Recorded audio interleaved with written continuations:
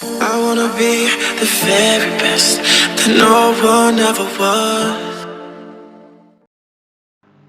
Assalamualaikum warahmatullahi wabarakatuh. Selamat datang di pembelajaran online IPA terpadu untuk siswa kelas 8.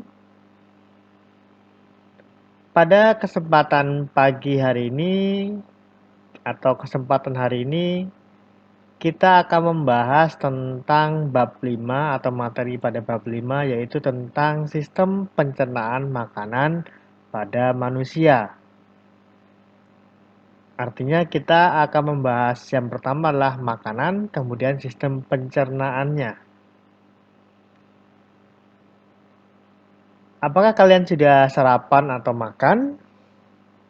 Jika sudah, bersyukurlah kepada Allah yang telah menganugerahi kalian dengan kemudahan untuk merasakan lezatnya makanan.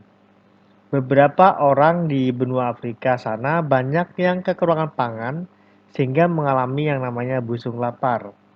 Busung lapar atau gizi buruk adalah kondisi di mana kekurangan gizi tingkat berat yang disebabkan oleh rendahnya energi dan protein dalam asupan makanan sehari-hari dalam waktu yang lama.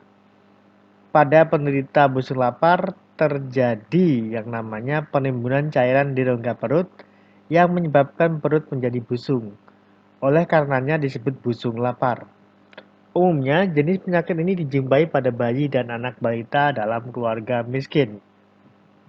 Jadi, makanan yang sehat sangat berpengaruh kepada kondisi tubuh atau pertumbuhan dari manusia.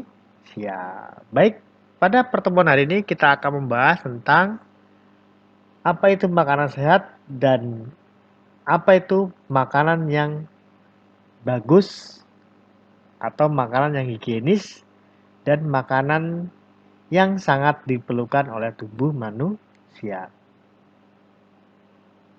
Jadi hari ini kita akan membahas tentang makanan dan juga penyakit-penyakit pada sistem pencernaan manusia. Jadi makanan kemudian penyakit pada sistem pencernaan manusia. Dan minggu depan kita akan membahas tentang sistem pencernaannya ya. Macam-macam zat makanan dan fungsinya.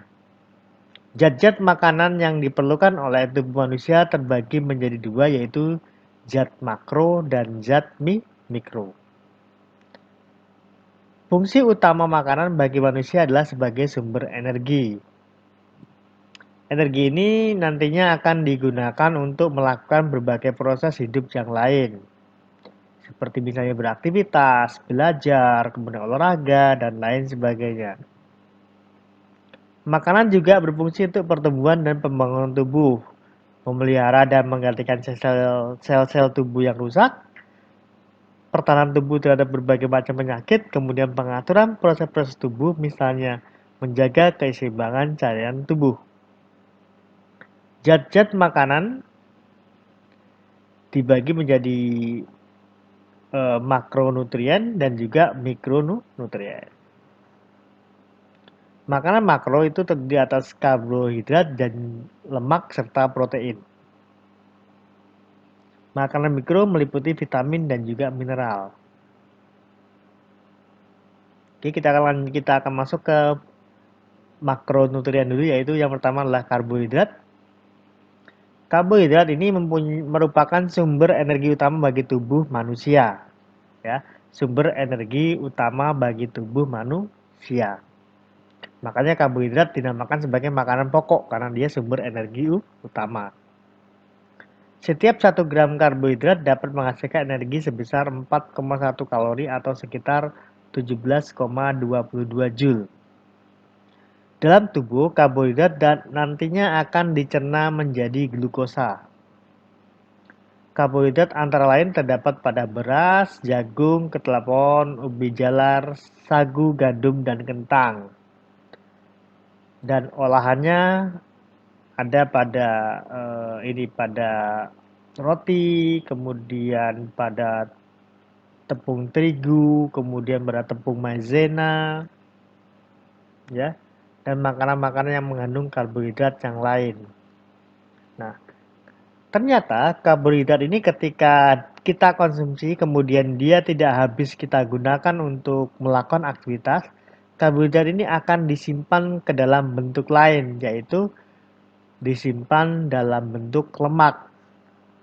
Jadi bagi kalian yang ingin melakukan diet atau melakukan supaya badannya tidak terlalu gemuk, maka sebisa mungkin karbohidratnya atau konsumsi karbohidratnya dikurangi. Bukan berarti sehari tidak boleh makan ya, tapi dikurangi untuk porsi karbohidratnya. Karena karbohidrat ini ketika dia tidak habis digunakan oleh tubuh, dia akan tersimpan di dalam tubuh dalam bentuk lemak.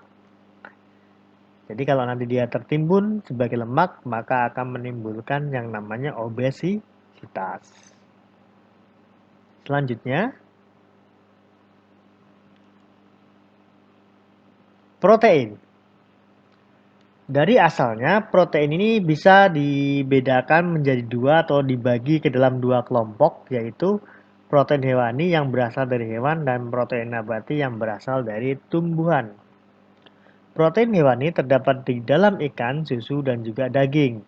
Sedangkan protein nabati antara lain terdapat dalam kedelai, kacang buncis, dan kacang-kacangan yang lain.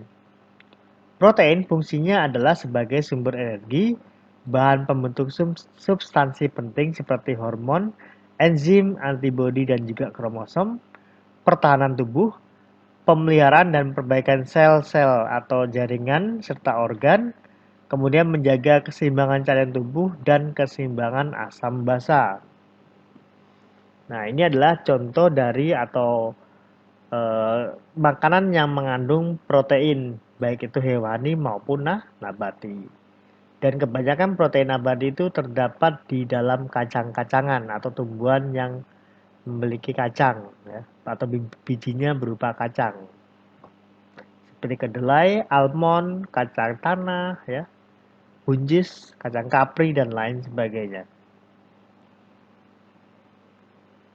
Oke, next adalah lemak.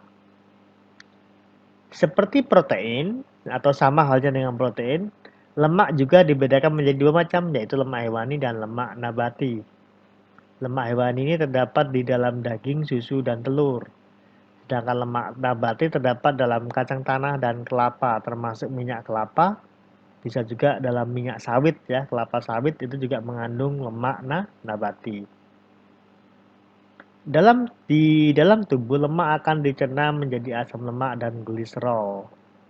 Fungsi lemak antara lain menghasilkan energi, yaitu dan juga pelarut vitamin A, D, E, dan K, serta pelindung organ-organ tubuh dari benturan dan suhu dingin. Kemudian kita masuk ke mikronutrien. Yang pertama adalah vitamin. Vitamin adalah suatu zat organik yang diperlukan dalam tubuh dalam jumlah yang kecil, yang gunanya adalah untuk menjamin pertumbuhan dan kesehatan yang optimal. Jadi vitamin ini diperlukan oleh tubuh tapi dalam jumlah yang kecil. Fungsinya adalah sebagai pelindung dan pengatur kerja alat-alat tubuh. Berdasarkan sifat kelarutannya, vitamin dibedakan menjadi dua, yaitu vitamin yang larut di dalam air meliputi vitamin B dan C, dan vitamin yang larut dalam lemak meliputi vitamin A, D, E, dan K atau vitamin ADEK. Orang yang kekurangan vitamin akan menderita avitaminosis. Ya, avitaminosis. Ada yang kurang vitamin B, C, A, D, E, dan K. Contohnya adalah kalau seseorang itu kekurangan vitamin C, maka dia akan mudah terserang sariawan, ya, dan terserang penyakit yang lain. Kemudian yang kedua adalah mikronutrien yang kedua adalah mineral. Mineral fungsinya sebagai pelindung dan pengatur kerja alat-alat tubuh. Ada dua macam mineral, yaitu makroelemen dan mikroelemen. Makroelemen adalah mineral yang diperlukan tubuh dalam jumlah banyak, meliputi natrium, kalium, kalsium, fosfor, magnesium, klorin, dan belerang. Mikroelemen adalah mineral yang diperlukan oleh tubuh dalam jumlah sedikit, contohnya zat besi, yodium, fluor, dan tembaga. Air. Sekitar 70% dari tubuh manusia terdiri atas air berupa darah. Fungsi air bagi tubuh manusia antara lain sebagai pelarut zat makanan sehingga dapat mempermudah proses pencernaan, membantu terjadinya reaksi kimia di dalam tubuh, mengangkut mengangkut zat makanan dari satu jaringan ke jaringan lain, dan mengangkut sisa-sisa metabolisme dari jaringan ke alat-alat ekskresi. Ingat, semua ini dilakukan oleh air dalam bentuk darah ya. Mengaktifkan beberapa enzim di dalam tubuh. Kebutuhan manusia akan air dalam sehari sekitar 2 liter atau 8 gelas. Jadi kebutuhan manusia akan air itu sangat penting, makanya minimal manusia itu butuh minum 8 gelas atau 2 liter per hari. Boleh juga baik, semakin banyak semakin baik, tapi jangan juga sampai minum air sampai kembung ya. Atau lebih dari 2 liter lebih ya. Misalnya 3 liter, 4 liter diminum langsung itu jangan. Secukupnya saja atau sudah memenuhi 2 liter itu sudah cukup ya. Kemudian serat makanan. Fungsi utamanya adalah merangsang aktivitas saluran pencernaan sehingga memperlancar proses pembuangan sisa-sisa pencernaan, atau kalau dalam bahasa kita adalah membantu proses BAB atau buang air besar. Serat makanan hanya dapat diperoleh dari makanan yang berasal dari tumbuhan. Selain itu juga serat makanan bisa diperoleh dari sekarang ada produk-produk kesehatan yang berupa minuman instan atau minuman serbuk yang mengandung serat. Banyak sekarang diproduksi ya, atau minuman kesehatan. Makanan berserat dapat ditemukan pada sayur-sayuran, kemudian pada kacang-kacangan, dan lain-lain ya. Tapi terutama dia ada pada sayur-sayuran dan kacang-kacangan. Kemudian, syarat-syarat makanan yang baik. Syarat-syarat makanan yang baik, yang pertama adalah dia harus bergizi. Makanan 4 sehat terdiri atas makanan pokok, lauk pauk, sayur-sayuran, dan buah-buahan. Makanan 4 sehat menjadi 5 sempurna setelah ditambah susu. Mulai tahun 2009 secara resmi diperkenalkan pedoman gizi seimbang atau PGS. Gizi seimbang adalah susunan makanan sehari-hari yang mengandung zat-zat gizi dalam jenis dan jumlah yang sesuai dengan kebutuhan tubuh. Kemudian yang kedua adalah syarat yang kedua adalah cukup mengandung kalori. Yang ketiga, mudah dicerna. Makanan yang sulit dicerna akan memberatkan kerja alat-alat pencernaan. Hal seperti itu harus dihindari. Jadi pilihlah makanan yang mudah dicerna, jangan yang tidak mudah dicerna. Yang terakhir adalah higienis. Suatu makanan dikatakan higienis jika dia tidak mengandung kuman dan tidak mengandung racun yang membahayakan manusia. Jadi dikatakan higienis kalau dia tidak mengandung kuman atau virus dan tidak mengandung zat racun yang membahayakan manusia. Makanya sebelum memakan makanan sebaiknya dimasak dulu, dipastikan matang. Kalau yang mau langsung dimakan seperti buah dicuci dulu.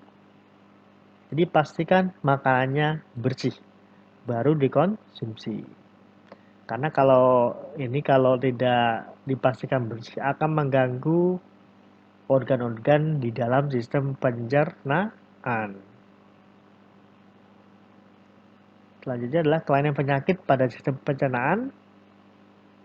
Ada gastritis, yaitu radang pada lapisan mukosa atau dinding lambung. Kemudian diare karena iritasi pada selaput lendir, usus besar, bakteri, diet yang buruk, dan zat-zat beracun yang lain, sehingga menyebabkan kita terlalu sering buang air besar. Disentri biasanya disebabkan oleh bakteri ya, yang masuk bersama makanan atau minuman yang tercemar.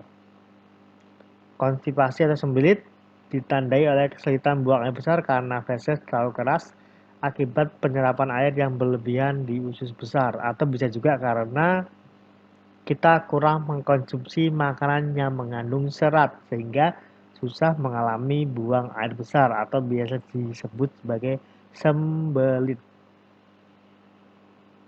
Oke, mungkin itu saja pertemuan kita pada hari ini. Kurang lebihnya mohon maaf, tetap semangat belajar, semangat menuntut ilmu. Sekian Bapak Heri, Assalamualaikum warahmatullahi wabarakatuh.